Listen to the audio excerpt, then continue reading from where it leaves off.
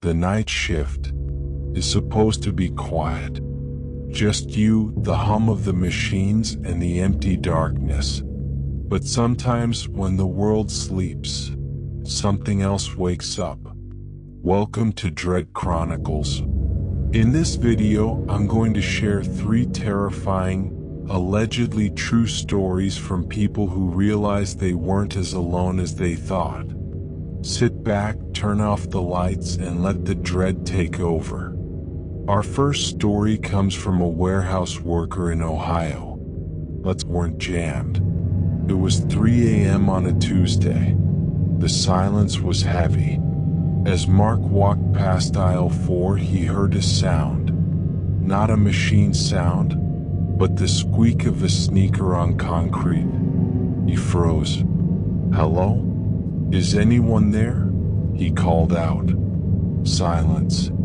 He assumed it was his imagination and kept walking. But then he saw it.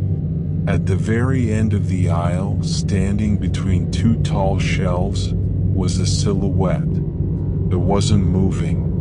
It was just watching him. Mark shined his flashlight down the aisle. The beam hit the spot where the figure was standing.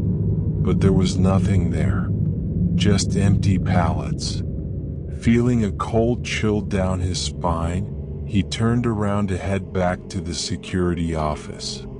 That's when he heard it again. Closer this time. Right behind him. Squeak, squeak.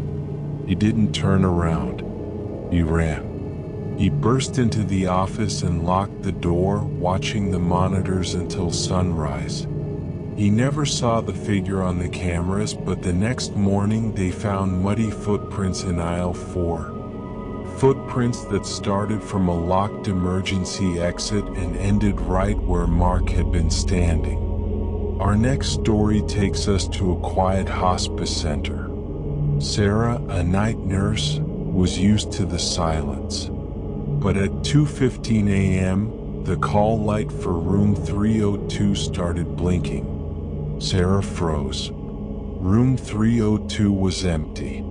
The patient in that room had passed away that very morning. Thinking it was an electrical glitch, she walked down the long, sterile hallway to reset it.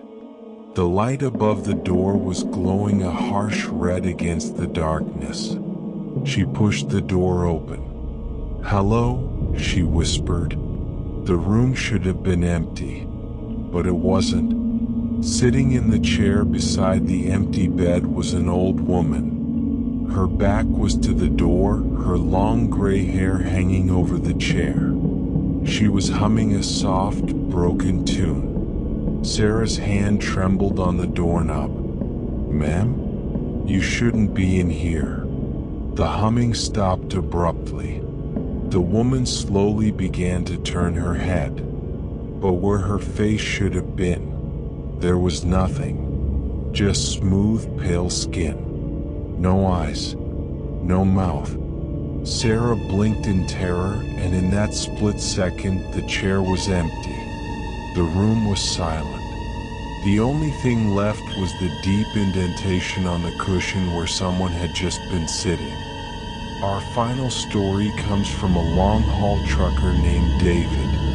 He was driving down Route 66 on a rainy night. It was pouring so hard he could barely see the road. Suddenly, his headlights caught someone standing on the shoulder.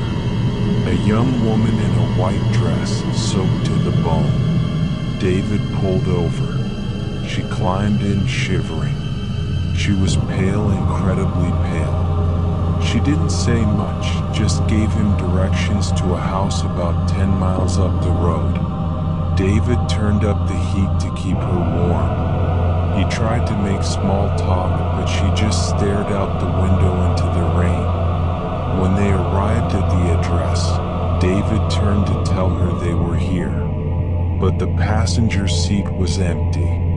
The door hadn't opened. The truck hadn't stopped. She was just gone. The only thing left was a puddle of water on the seat where she had been sitting. Confused, David walked up to the house and knocked. An old couple answered. When David explained what happened, the woman started to cry. "That was our daughter," she said. "She died in a car accident on that highway exactly 10 years ago tonight. She tries to come home every year, but she never makes it to the door.